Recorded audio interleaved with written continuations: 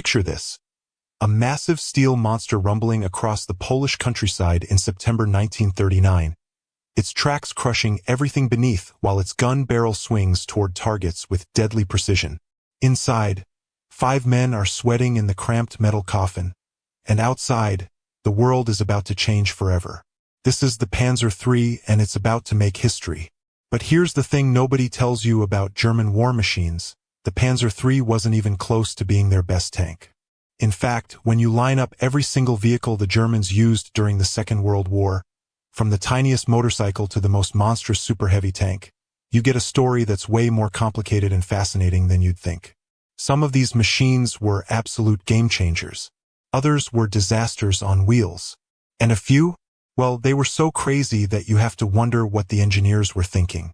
Let me take you through this journey, vehicle by vehicle, from the bottom of the barrel to the cream of the crop. Trust me, by the time we're done, you'll understand why some of these machines terrified Allied soldiers while others made them laugh. The bottom tier, when bad ideas meet worse execution.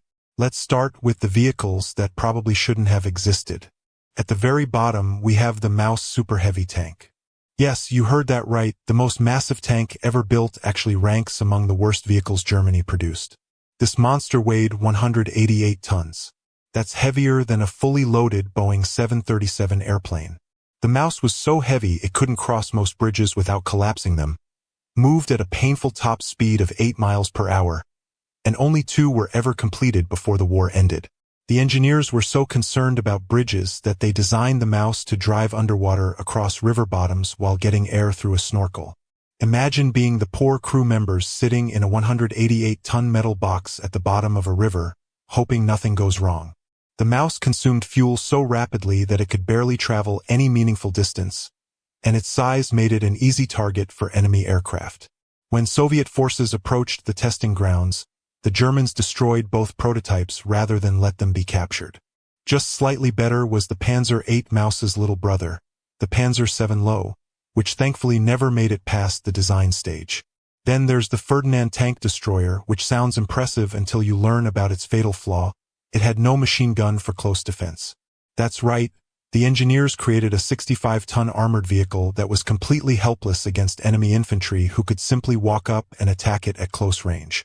During the Battle of Kursk, Soviet soldiers figured this out quickly, and many Ferdinands were lost to basic infantry tactics. The Sturm-Tiger deserves mention here too. Somebody decided it would be brilliant to mount a massive 380mm rocket launcher on a Tiger tank chassis. The problem? Could only carry 14 rockets, took 10 minutes to reload, and was wildly inaccurate. Imagine spending all the resources to build a Tiger tank just to turn it into a vehicle that fires fewer than 2 shots per hour. The disappointing middle ground. Moving up slightly, we enter the realm of vehicles that weren't terrible but certainly weren't impressive either. The early Panzer I and Panzer II tanks fall into this category.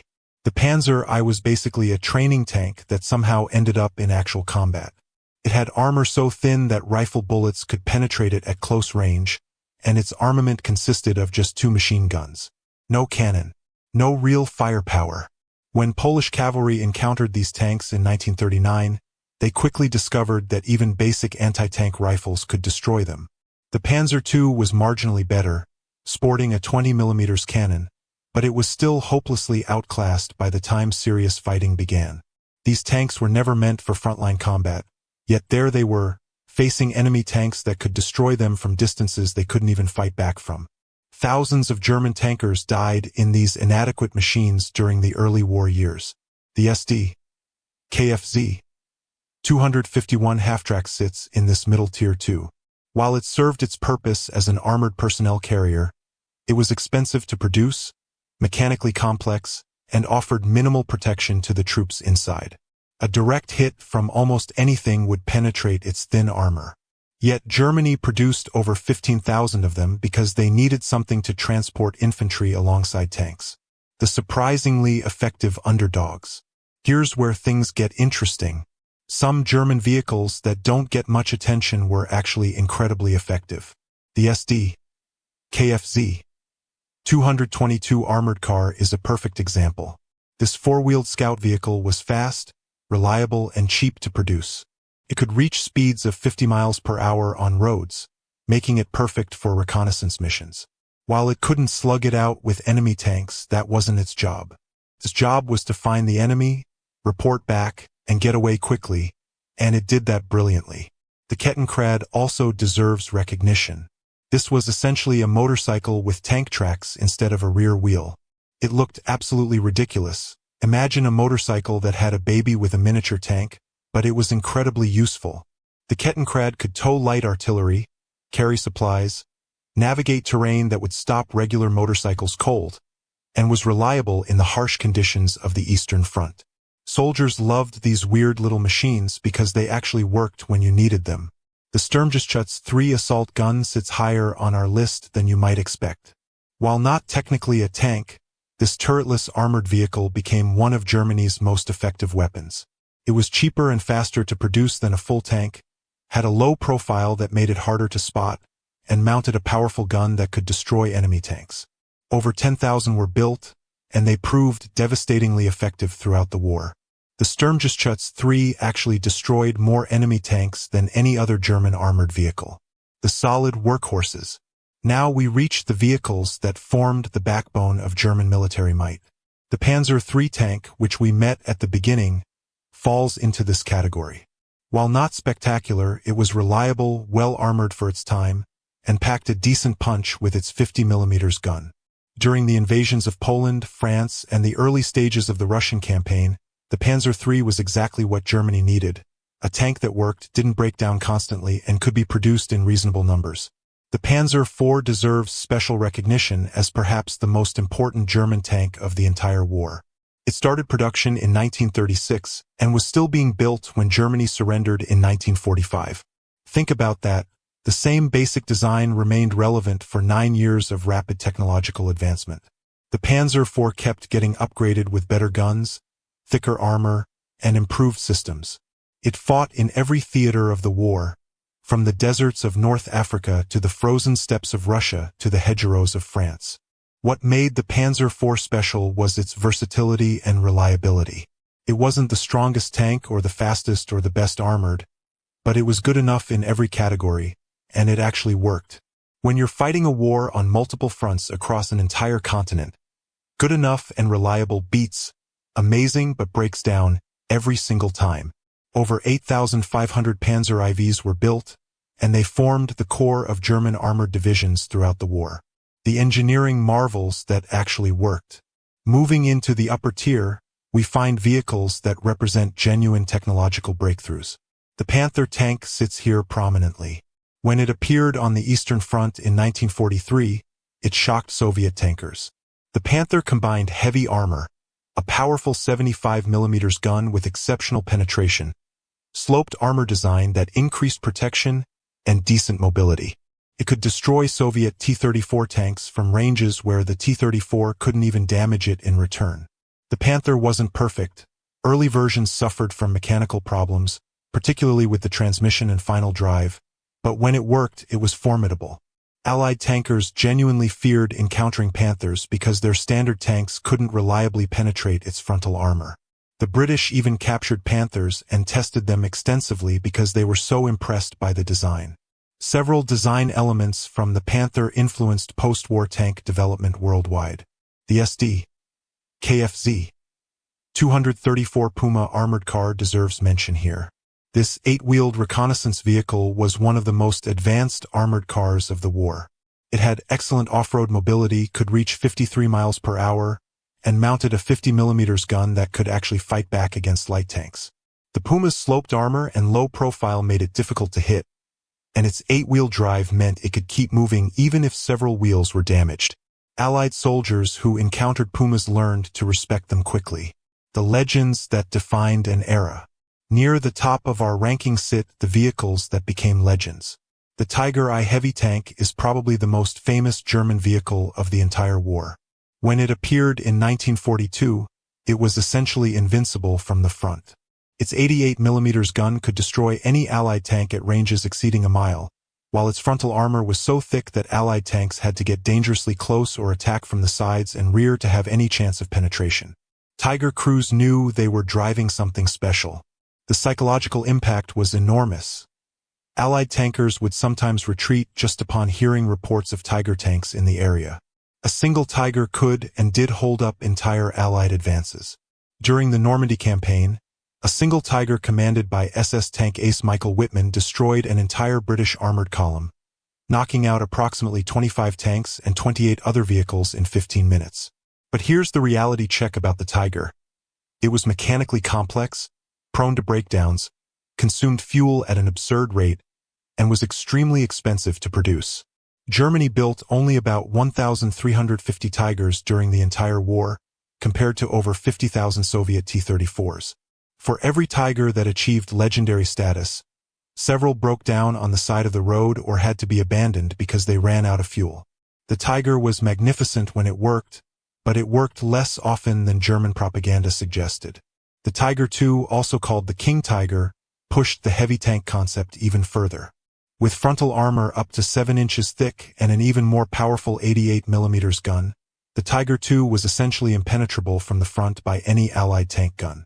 It was the heaviest tank to see regular combat during the war, but it inherited and amplified all the Tiger I's problems. It was slow, mechanically unreliable, and such a fuel guzzler that many were abandoned by their crews when they simply ran out of gas during Germany's retreat. The unsung hero at the top. So what ranks at the very top? Surprisingly, it's not a tank at all. The best German vehicle of World War II was actually the humble Kübelwagen. Yes, the Volkswagen-based utility vehicle beats out all the mighty tanks and assault guns. Before you think I've lost my mind, hear me out. The Kübelwagen was simple, reliable, easy to maintain, cheap to produce, and could be repaired by mechanics with basic tools and minimal training. It could carry troops or cargo across terrible terrain, used minimal fuel compared to half-tracks and other vehicles, and rarely broke down. When it did break, any mechanic could fix it quickly. Germany produced over 50,000 Kübelwagens, and they served on every front in every condition from Arctic cold to desert heat. Here's the crucial point. Military effectiveness isn't just about having the biggest gun or thickest armor. It's about reliability, maintainability, production efficiency, and actually being available when and where you need it. The Kübelwagen excelled at all of these. While Tigers broke down and mouse prototypes sat uselessly, Kübelwagens kept the German military moving. They delivered messages, transported officers, evacuated wounded soldiers, scouted positions, and performed 1,000 unglamorous but essential tasks. Captured Kübelwagens were prized by Allied soldiers, who quickly recognized their quality and reliability. After the war, the design evolved into the civilian Volkswagen Type 181, proving the basic concept soundness. When you're ranking military vehicles, the flashy superweapons get attention, but the unsexy utility vehicles that actually keep an army functioning deserve recognition. The strategic picture. Looking at the complete picture of German vehicles reveals a fascinating pattern. Germany's military vehicle development followed a trajectory from practical to increasingly desperate and fantastical. Early in the war, they focused on vehicles like the Panzer III, Panzer IV, and Kübelwagen, practical, producible machines that worked. As the war continued and Germany faced increasing pressure, they pursued more extreme designs. Heavier tanks, bigger guns, more complex systems. This shift reflected Germany's strategic situation. When you're winning, you want reliable vehicles you can produce in quantity. When you're losing, you hope that technological breakthroughs will somehow reverse your fortunes. The Panther and Tiger tanks represented Germany's attempt to achieve quality over quantity, hoping that superior individual vehicles could compensate for numerical inferiority. Sometimes this worked. A few Tigers could indeed stop many more Allied tanks. But ultimately, you can't win a war with small numbers of complex vehicles that constantly break down, no matter how powerful they are. The resource allocation tells the story.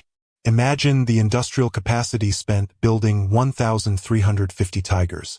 That same capacity could have produced approximately 4,000 more Panzer IVs or even more Sturmgeschütz 3s. Would Germany have been better served by more simpler vehicles rather than fewer complex ones? Most military historians think so. The Soviets proved this point. Their T-34 wasn't the best tank in any single category, but they built them in enormous numbers, kept them simple enough that field maintenance was possible, and overwhelmed German forces through sheer numerical superiority. The human cost. Behind every vehicle on this list were human beings, the crews who operated them, the workers who built them, and the soldiers who faced them. The best vehicles kept their crews alive and gave them fighting chances. The worst vehicles were death traps that sent young men into battle inadequately protected and armed. The Panzer I crews who faced Polish anti-tank guns knew they were driving coffins. The Tiger crews who achieved legendary kill counts did so because their vehicles gave them overwhelming advantages. This human dimension matters when ranking these vehicles. A Kübelwagen that reliably delivered medical supplies or evacuated wounded soldiers saved lives even though it never fired a shot. A Tiger that destroyed 20 enemy tanks before breaking down killed those enemy crews and altered the course of battles. A Maus prototype that consumed vast resources but never saw combat wasted the labor of thousands of workers who could have built something useful. The legacy. These German vehicles influenced military vehicle development for decades after the war. The Panther's sloped armor became standard on virtually all subsequent tank designs. The Tiger's powerful gun and heavy armor inspired the development of main battle tanks like the American M60 and Soviet T-62. The Sturmgeschütz III concept of turretless, low-profile assault guns influenced Cold War vehicles like the Swedish S-tank. Even the Kübelwagen's impact continues. Military forces worldwide still value simple, reliable utility vehicles that soldiers can maintain in field conditions. Museums worldwide display these vehicles, where new generations marvel at their engineering or shake their heads at their impracticality. The Tiger I at the Tank Museum in Britain still draws crowds. Restored Kübelwagens appear at car shows, their simple effectiveness still apparent. Even the single surviving Maus sits in a Russian museum, a monument to engineering ambition unconstrained by practical reality. The final ranking. So if I had to give you the definitive ranking, here's how it shakes out. At the bottom, we have the overengineered nightmares: Maus, Sturmtiger, and Ferdinand. Next come the inadequate early tanks, Panzer I and II. The middle tier holds capable but unremarkable vehicles: Sd.Kfz, 251, early Panzer III variants, and various specialized vehicles that did their jobs without distinction. Moving up, we find the solid performers: Panzer IV, Sturmgeschütz III, and Panther. Near the top sit the legends despite their flaws: Tiger I and Tiger II. And at the very top, defying expectations, sits the humble Kübelwagen. This ranking isn't what most people expect. The popular imagination puts Tigers and Panthers at the top because they're dramatic and powerful. But military effectiveness requires us to consider reliability, production efficiency, strategic impact, and whether a vehicle actually helped its country achieve its military objectives. By these measures, simple and reliable beats complex and powerful almost every time. The story of German World War II vehicles is ultimately a story about the tension between engineering excellence and strategic reality, between building the best individual machines and building enough adequate machines, between pursuing perfection and accepting good enough. It's a lesson that extends beyond military history into any field where complexity confronts practicality. Sometimes the best answer isn't the most impressive one. Sometimes it's the one that simply works when you need it to work, every single time without drama or fanfare. And in World War II, that vehicle was a simple little car based on a civilian Volkswagen, not a 188-ton monster or a legendary heavy tank. History has a sense of irony like that.